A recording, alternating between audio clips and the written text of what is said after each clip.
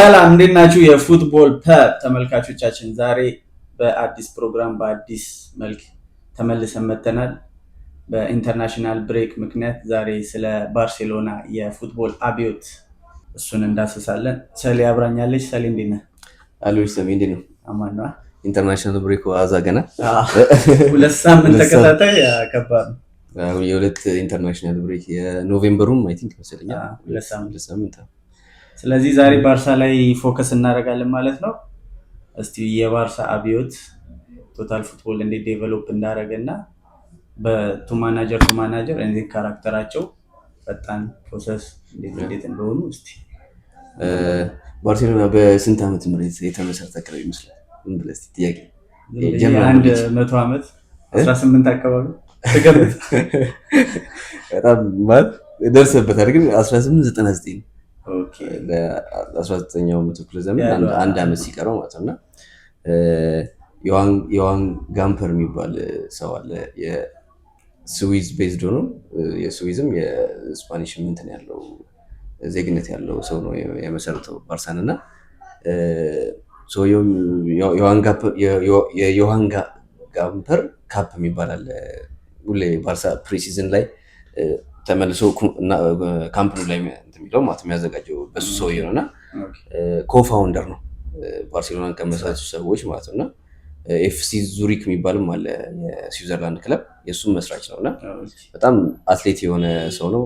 ባርሴሎናን አሁን የምናየውን የባርሳን ቅርጽ የካታሎኒያ አይደንቲቲ ምናምን ከሱ ጋር ይያያዛል እና በ1899 ላይ ተመስርቶ የመጀመሪያውን ዋንጫ ያሳካ የመጀመሪያው የቡድኑ ካፒቴን ዮሐን ጋምፐር ማለት ነው።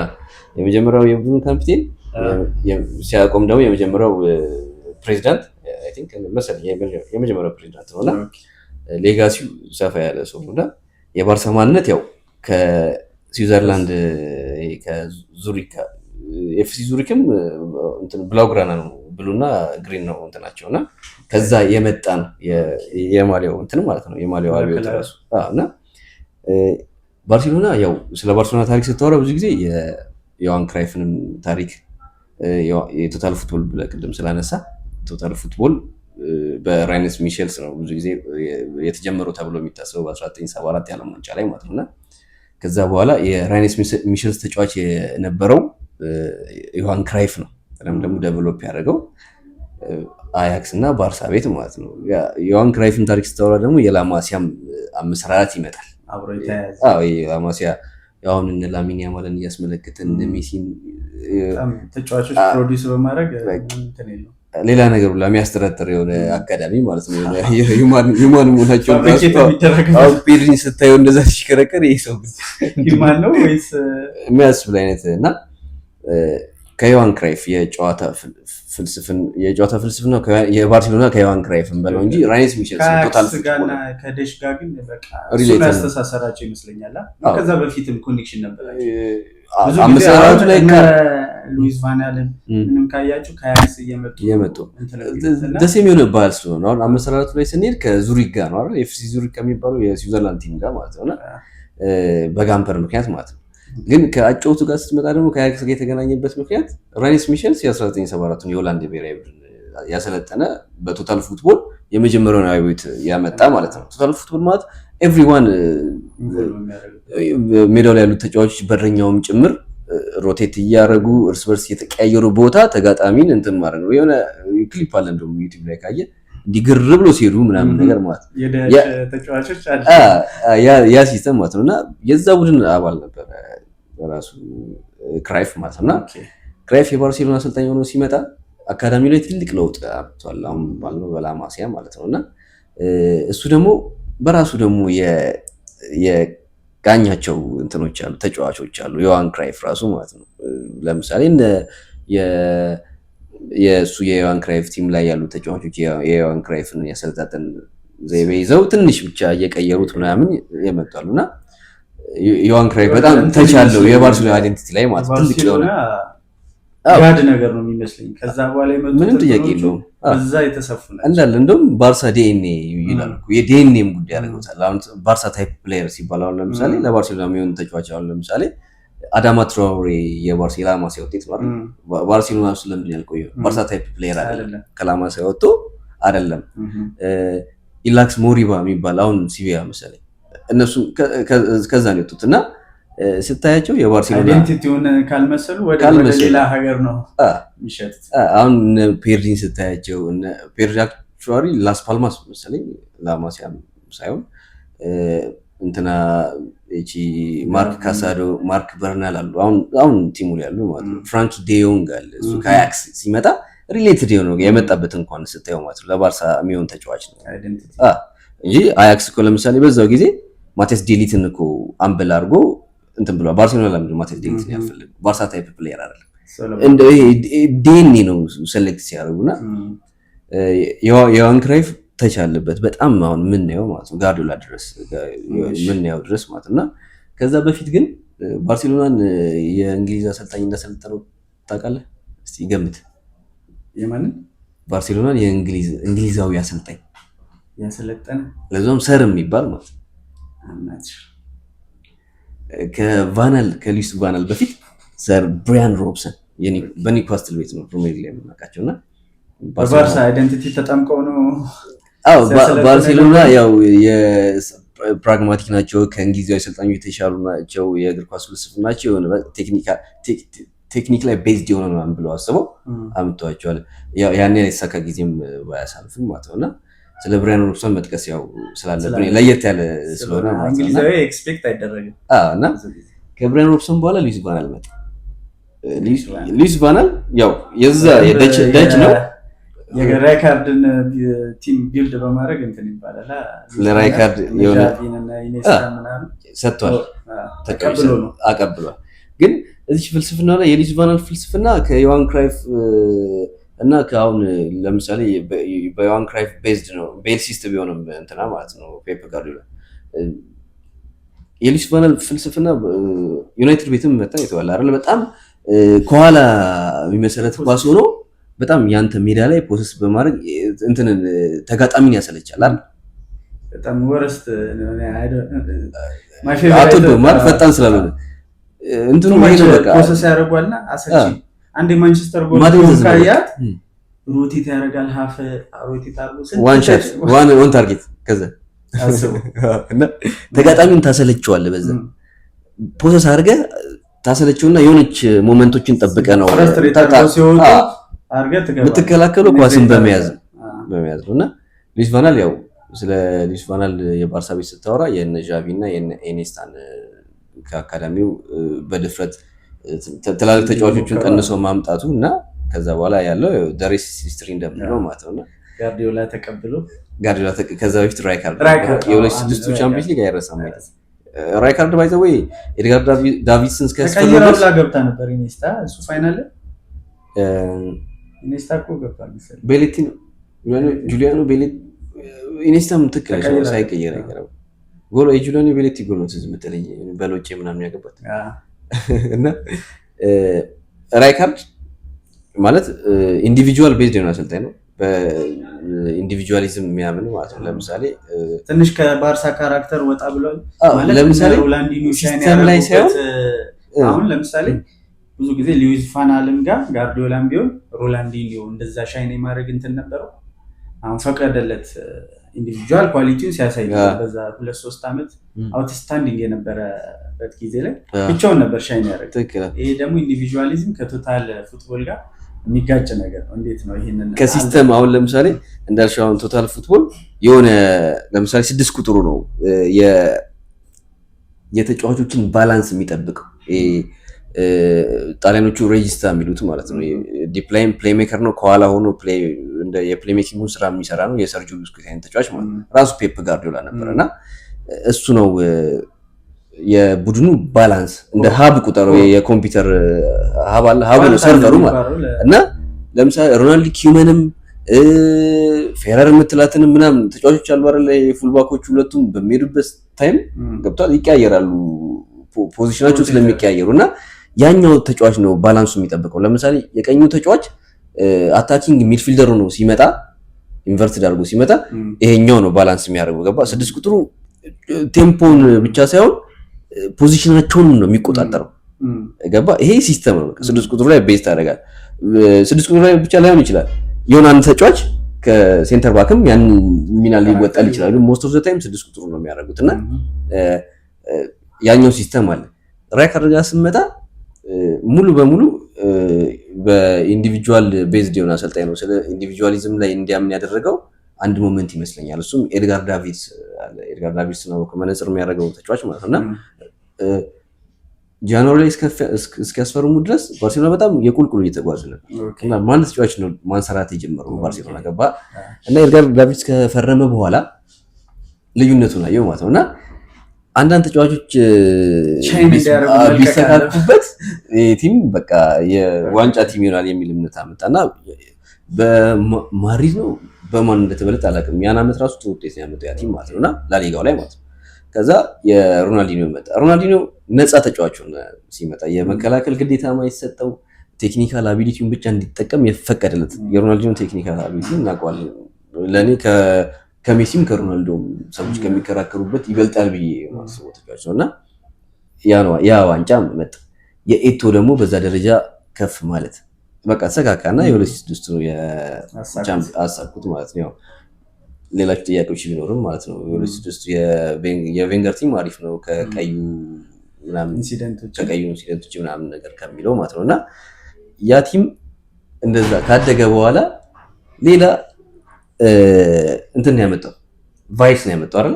ቫይስ ኮች ነው ያመጣው ሲመጣ ጋርዲዮላ ፔፕ ሲመጣ ደግሞ በዛ ዙሪያ የተጠመቀ አሰልጣኝ ነው። ገብቷል?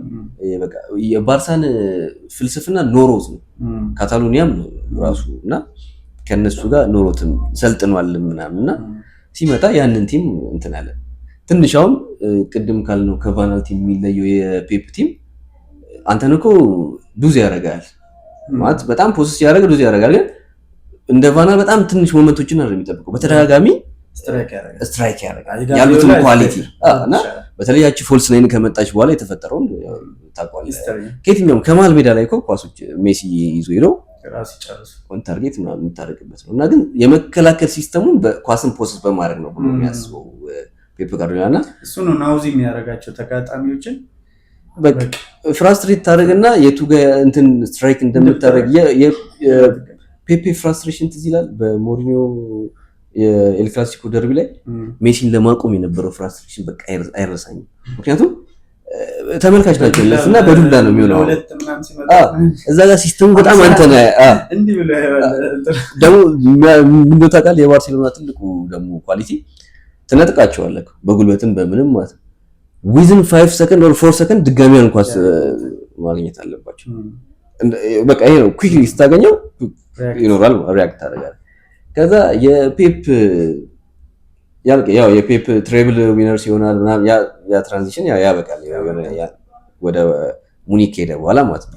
ከዛ በኋላ ባርሴሎና ላይ እንትናም ቪላኖቫም አይረሳም ያው የሞተው አሰልጣኝ ማለት ነው። እሱም እንደ ፔፕ ምክትል ነበረ ከዛ ነው ያደረገውና ሌሎች አሰልጣኞች አሉ የመጡ ኬኬ ሴቴን ምናምን በማል ማለት ነው። ግን ከዛ ውስጥ የተለየ አይደንቲቲ ይዞ የመጣው አሰልጣኝ ብዬ የማስበው ቫልቬርዴ ነው። ቫልቬርዴ ባርሴሎና ከነበረው የአጨዋወት ስታይል ቶታሊ ነው የተቀየረው ማለት ነው። የሆነ በቃ የምታውቀው ባርሴሎና አይመስልም። የቫልቬርዴ ባርሴሎና በ4-4-2 ፎርሜሽን ይገባል። ሜሲን ከአንዱ አጥቂዎች ያደርጋል፣ ያሉትን ተጫዋች ለመጠቀም ይሞክራል። ሲከላከል ደግሞ በባርሳ ታሪክ ካየናቸው በጣም ጥሩ የሚባል ዲፌንስ የነበረው ቫልቬርዴ እንትኑም ስታቱም ይነግርሃልና በጣም ለየት ያለ አይደንቲቲ ይዞ የመጣው ማለት ነው ቫልቬርዴ ነው። ከዛ በኋላ 2015 ላይ ድጋሚ ትሬብል የሆኑበት ማን መጣች? ሉዊስ ኤንሪኬ ደግሞ በሶስቱ ኤምኤስኤን በሚባሉት ተጫዋቾች ሲያደርግ የነበረው አይታል። በጣም ተደጋጋሚ የጋርዲዮላ የነበረውን የፖሴሽን ስፒድ እና ፍጥነት ጨምሮበት ውብ እግር ኳስ ይዞ ነው የመጣው። በተደጋጋሚ ጎል ላይ የሚደርስ ኔይማር በጣም ኢንተርቴን ያደረገኝ ነበረ። የኔይማር እዛ ጋር ቴክኒክ፣ የሱዋሬዝ ጨዋታ የመጨረስ ብቃት፣ የሜሲ ክሬቲቪቲ ያለ እና ያንን ያለ ባርሴሎና በጣም ኢንተርቴኒንግ የሆነው ያኔ ነው ብዬ እኔም አምናለሁ። ምክንያቱም ቶሎ ብዙ ጎል ያገባ ቶሎ ይደርሳል። ጎል ላይ አርቲስቲክ ነው ተጫዋቾቹ። የኔይማር ስኪሎች ደስ ይላሉ ምናምን፣ ሜሲ የሚሰራቸው ነገሮች ምናምን ደስ ይላል እና ቡስኬትን አትርሰው እዛው ላይ ኢኔስታ ጃቪ ያሉ እዛው ማለት ነው። ወደ ፐርፌክሽን የሚጠጋ በጣም ፐርፌክት የሆነ ቲም ነበርና ያው እሱም እንትን ይላል። ግን እሱ የነጋዱላ ትንሽ አፕግሬድ ተደርጓል ማለት ዳይሬክትነሱን ጨመረ ነው። የጎንኞች ኳሶች ስኩዌር ፓሶች ምናምን ቀርተው ቀጥተኛ የሆነ ኳሶች ተጨመሩበት። አንድ ሞመንት እንደውም ማለት ሶስቱ ተች ያደረጓት በአራት ንክኪ ምናምን የተቆጠረች ጎል ከምን ጋር ነው ትዝ አይለኝም። እና ብዙ ጎሎች አሉ ባይዘው እንደዚህ በሶስቱ እና እንደዚህ ቲኪታካ አድርጎት ወዲያው በቃ ሷሪዝ ራሱ እንደዚህ ያገባት ራሱ በተረከዙ ቆንጆ እንትን ነበርና በጣም ያዝናናል። እኔ በቃ ካሉት እኔ ከጋርዲዮላም ከምንም የሉዊስ ኤንሪኬ በጣም ያዝናናኝ ነበር።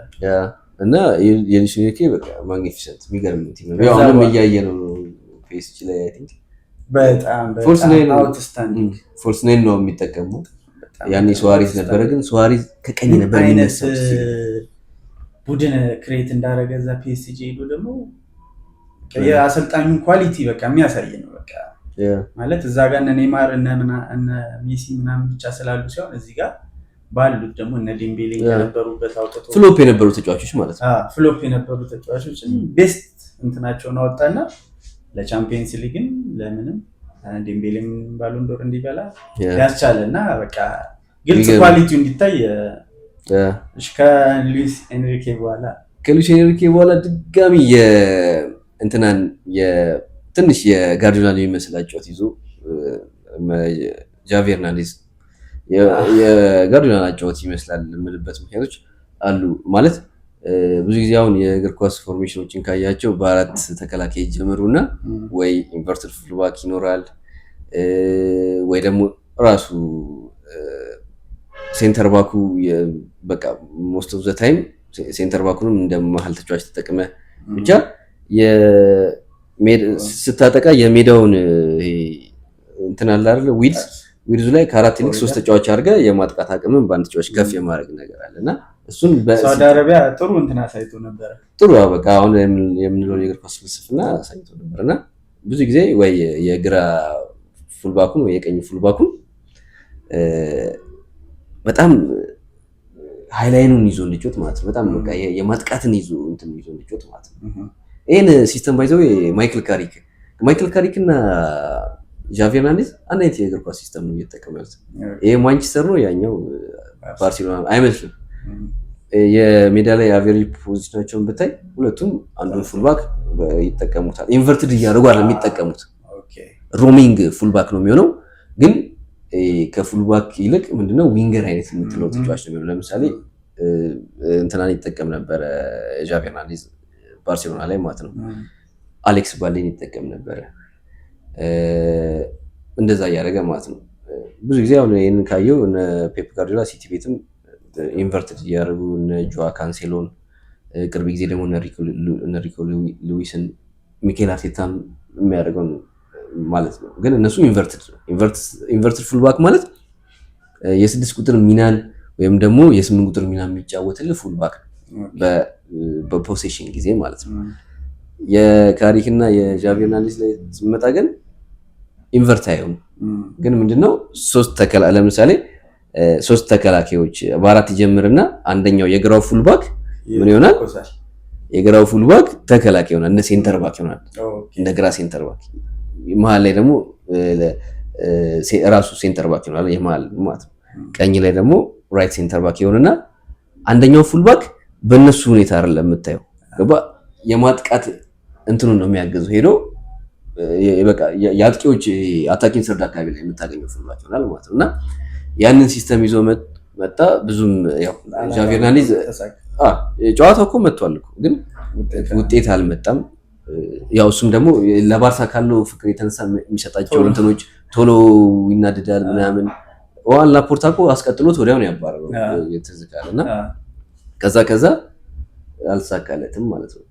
ግን የሚገርም ሰክሰሰር ነው የመጣለት አንዚ ፍሊክ ደግሞ በቃ እሱ ቤስት ማለት ያንሲ ፍሊክ ተሚለየው አንተ በጣም የምትወደው ኳስ ይመስለኛል።